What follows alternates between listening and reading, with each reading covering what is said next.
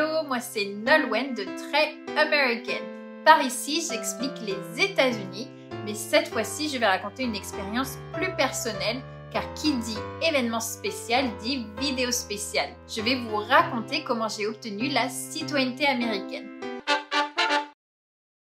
Après plus de 9 ans aux États-Unis, ça y est, je suis officiellement devenue franco-américaine le 23 août 2023.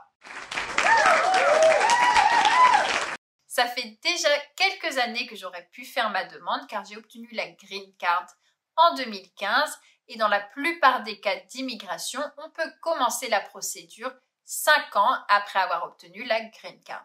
Mais en 2020, la pandémie a commencé, donc je me suis dit que c'était pas le moment idéal et j'ai évité tout ce qui était administratif. Avec la Green Card, on est déjà assez tranquille, donc j'ai pas vu l'urgence et j'ai préféré attendre que tout ça se calme. Mais ma bonne résolution de 2023, c'était de lancer la procédure.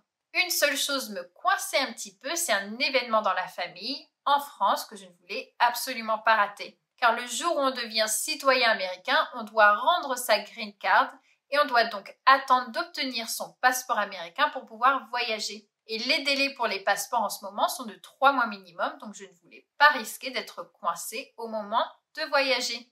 Mais devinez quoi? Je risque d'être coincée au moment où je veux rentrer en France. J'avais préparé tous mes renseignements, papiers, etc. Mais j'ai attendu quelques mois de plus en me disant, pour être sûre, extra sûre de ne pas avoir les rendez-vous, tout ça au moment de voyager. Si vous avez déjà eu affaire à l'immigration, vous savez que ce n'est jamais rapide. Donc je me suis dit 6 mois minimum. Quand je fais ma demande en ligne, ils mettent délai approximatif 17 mois. Large. Eh bien non, ça a mis moins de 2 mois en tout. J'ai fait ma demande le 25 juin et ma cérémonie a eu lieu le 23 août. La procédure est assez simple. On doit remplir le formulaire N400, N400 Application for Naturalization. Et on peut tout faire en ligne. Franchement, si vous devez faire votre demande prochainement, ne vous embêtez pas à le faire par courrier. Faites-le en ligne. C'est très pratique et ça évite de faire des erreurs. La procédure coûte 725 $ en tout, y compris 85 $ pour le Biometrics Appointment, qui est un rendez-vous pour donner ses empreintes et une photo. J'ai fait ma demande un samedi et le dimanche matin, j'avais déjà un email comme quoi ma demande avait été mise à jour. J'avais 2 notifications. Une comme quoi ma demande avait été acceptée et donc en cours de traitement, et une autre comme quoi je n'avais pas besoin de faire le Biometrics Appointment, car ils utiliseront les données de la procédure de Green Card. Bon, tant mieux. Les délais baissent de 17 à 10 mois en une nuit. Par contre, on n'est pas remboursé pour la biometrics fee de 85 $, mais bon, j'ai pas voulu me fâcher avec l'immigration. Le 10 juillet, je reçois déjà la lettre pour mon entretien. Il aura lieu le 16 août à 14h15.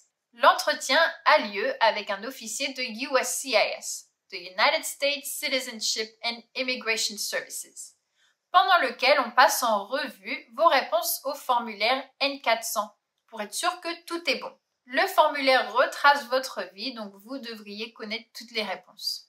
Et il y a 2 tests, the English test and the Civics test. Pour l'anglais, c'est un test écrit et oral pour évaluer votre niveau d'anglais. L'idée, c'est qu'un bon niveau d'anglais est requis pour la citoyenneté pour pouvoir bien s'intégrer et trouver du travail. Je pense qu'ils cherchent des guides touristiques à Washington car mon test a été de lire la phrase « Where is the White House ?» et d'écrire « The White House is in Washington, D.C. » C'est tout. On doit lire et écrire correctement une phrase seulement et on a 2 essais. Plutôt facile. Le Civics Test, c'est celui qu'il faut bosser un peu plus. C'est un test sur l'histoire et le gouvernement américain. On vous pose 10 questions et il faut 6 bonnes réponses pour réussir. Mais ne vous inquiétez pas. Déjà si vous regardez les vidéos de Très American, vous serez déjà un expert sur les États-Unis. Et on vous donne les questions et réponses avant le test. Donc aucun piège. Il suffit de bien réviser les 100 questions du Civics Test.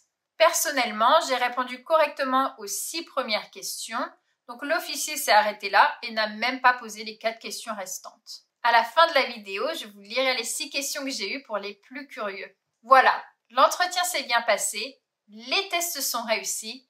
L'officier m'annonce donc que tout est en ordre et que je peux retourner dans la salle d'attente pour que quelqu'un me donne la date de la cérémonie. 20 minutes plus tard, je découvre donc que je deviendrai citoyenne américaine une semaine plus tard seulement, le 23 août à 8 h du matin. Je suis contente forcément, mais je m'inquiète aussi pour mon passeport car mon voyage a lieu 5 semaines plus tard. La cérémonie était très sympa. Les Américains savent faire le show, mais c'est aussi très émouvant. Ça commence avec l'hymne national, évidemment, mais on l'écoute un peu différemment ce jour-là. Il y a un petit speech du maître de cérémonie, une vidéo sur les visages des Américains des pionniers jusqu'à aujourd'hui et une vidéo de bienvenue de la part du président. Ils appellent ensuite chaque pays représenté dans la salle et demandent aux gens de se lever. Nous étions 59, j'étais la seule française et il y avait 32 Cubains. C'est Miami après tout. Une fois tout le monde levé, on prononce The Pledge of Allegiance, pendant lequel on porte allégeance au drapeau des États-Unis. Et enfin, The Oath of Allegiance, le serment d'allégeance qui nous permet de devenir officiellement citoyens américains. That I will support and defend the Constitution and the laws of the United States of America. Les certificats sont distribués avec un petit « Congratulations » et tout le monde fait la queue pour une photo avec Lady Liberty.